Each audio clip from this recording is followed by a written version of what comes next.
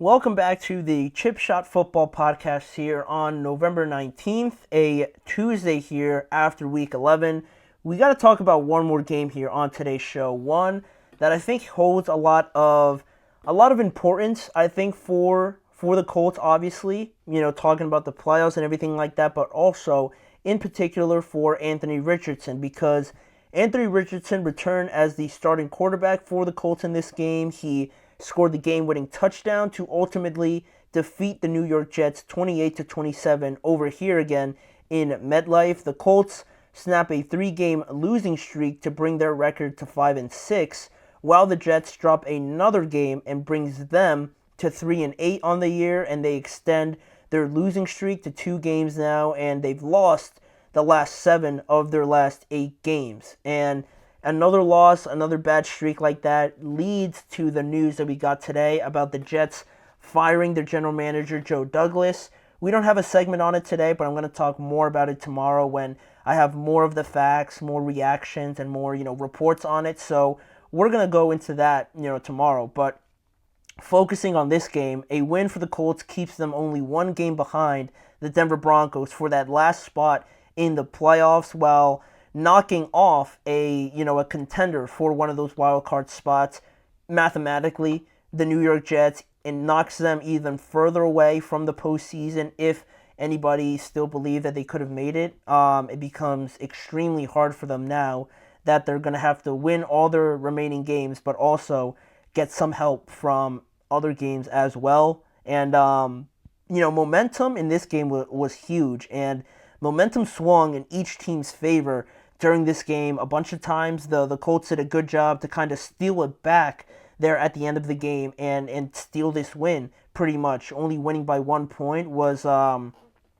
crushing for the Jets, because they had some good moments in this game. There was moments where I was thinking all right, like they're showing a little bit of something, right? Davante Adams had a nice game. Breece Hall had a couple touchdowns, and they were in this game. But again, the Colts stole momentum away from them towards the end of the game with a great drive, and they won the game at the end, just basically leaving the Jets with no time. And the Jets started on that note pretty poorly. The Colts were really the ones going after this game in the first half, with Aaron Rodgers going 9 of 13 for only 76 yards in the first half. But you might think that's not too bad, but 29 yards came on one play, the touchdown to Breece Hall in the first half. So it was sort of reminding me of the Houston game a little bit, where Aaron Rodgers really started off very bad. I think he set his career low in yards in that first half against the Texans, which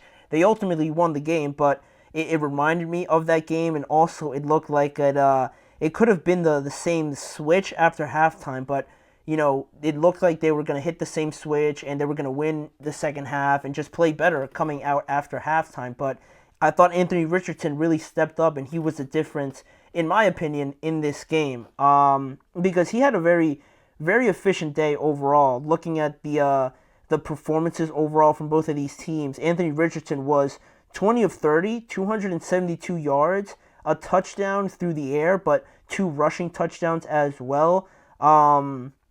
And he connected a bunch of times with Josh Downs. He had 5 receptions for 84 yards and a touchdown.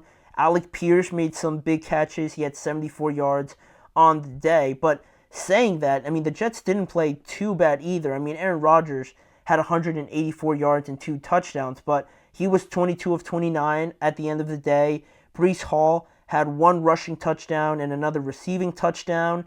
He touched the ball 23 times on the ground and through the air, and he had almost about, if my math serves me right, like around 136 scrimmage yards and 2 touchdowns on the day, which is great. Davante Adams, 72 yards and 6 receptions on the day as well. We didn't see too much from Garrett Wilson, unfortunately, but if they would have won this game, it wasn't really going to be a huge point, but they would like to have some plays back, obviously, but overall, not awful numbers by any means for the Colts and the Jets. But the way the game sort of played out, like I mentioned, the momentum and each team having, a little run that they went on, either in the first half or second half for each of them. The Colts, started off the game pretty hot. They were leading 13-0 before the Jets finally got on the board late on in the first half, and they scored a touchdown, that Breece Hall touchdown, and it cut the deficit to 13-7 at halftime. Then Indianapolis started pretty poorly in the second half with a fumble on their first drive, which the Jets took advantage of, and they scored a touchdown. So just like that, the Jets are winning this game 14-13.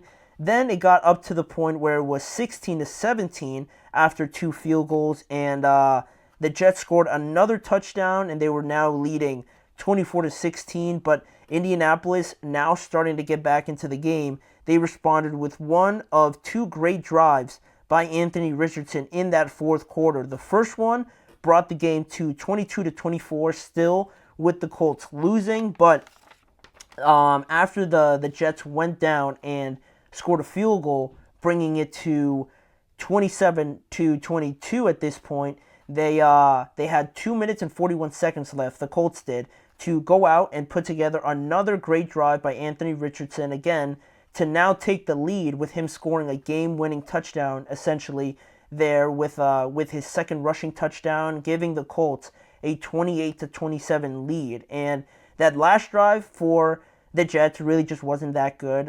One, there was no time left, but also the first play was a fumble, and then they passed it over the middle to Breece Hall, and that really left them like no time. And then I think Aaron Rodgers got sacked again, so a disastrous last drive there for the Jets. But like I mentioned about Anthony Richardson, 2 great drives there at the end, and he even mentioned it after the game or leading into this game that he benefited a lot from the benching, and I would probably agree with that, because this was, I think, one of the best games I've ever seen him play, with 2 touchdowns and a lot of impressive throws. Definitely on that last drive, it didn't take too many. I think it only took like 4 plays or 3 plays for them to go like 70 yards and or 84 yards, I'm pretty sure, and score that game-winning touchdown. So, I mean, there was definitely things to clean up, obviously, with the fumbles and some botched snaps as well. But for the most part, for Anthony Richardson to come off of that and have a great game like he did, and make some pretty important throws to Josh Downs, to Alec Pierce, and just not show any sort of, hesitancy or lack of confidence or timidness about, being embarrassed, having that moment where you tap out, then you have the locker room looking at you differently, people questioning your leadership and your character. It's a lot. It's a lot for a young quarterback, especially being picked 4th overall and having all that pressure on top of you as well. There could have been some long-lasting or longer-lasting effects after that, but I liked how he just went back in there like nothing happened, and obviously he learned from it, but it looked like he wasn't really thinking about it anymore. He learned his lesson, and now he was ready to move on, and the performance that he put on to score 2 touchdowns and just show what he could bring to the Colts as their starting quarterback, that is going to get a lot better as we go on through the years. But it was a great game for them to kind of stay in the playoff race overall, and get Anthony Richardson back essentially. So that's great for the Colts overall.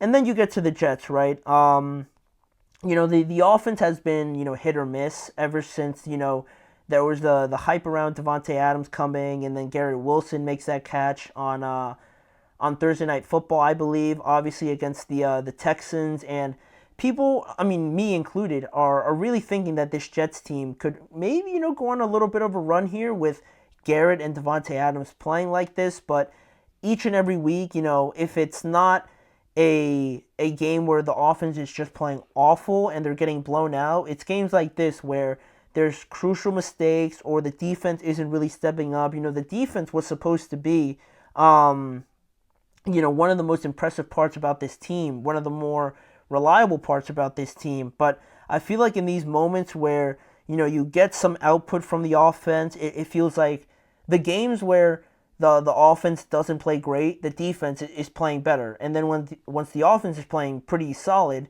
the defense is struggling, or they can't stop anybody all of a sudden. So it's just too hit or miss. You don't know what you're going to get from either side. So it is disappointing, certainly from that standpoint. Now, You did everything to go, all in this season, and things couldn't have turned out worse. Now you fired your general manager, and there's some reports also that we're going to get to tomorrow about, I forget what they want to call their owner, Ambassador Woody Johnson. There's some reports coming from ESPN, I believe, that he's not too keen on the idea of bringing back Aaron Rodgers next year. So, where do we go from there? If you're not going to bring back Aaron, what's going to happen with Devontae? What's going to happen with Garrett? Who's going to be the head coach? Then the general manager? This season, we clown on the Cowboys a lot, but the Jets should be probably getting as much, if not maybe even worse, probably not worse, but just as much criticism by everybody for the season that they've put out here. It's been very disappointing, and now, talk about not knowing or having no directions on the future. I have no idea where they're going to go from here if those reports turn out to be true. So, this game turned out great for the Colts. They're still in the race, and hopefully they can start stacking some wins here late in the year to try and sneak into the playoffs. So that is all of the recaps for today about Week 11. But we have one more segment to get to. We're going to talk about more on our series that we're going to go through, about the unanswered questions that we have, going through each division and talking about the unanswered questions for each team in that division. Today, we have the NFC West, so when we return, we're going to head and talk about each team in that division and try and get some answers on some of the unanswered questions I still have around the Cardinals, the Seahawks, the Rams, and the San Francisco 49ers.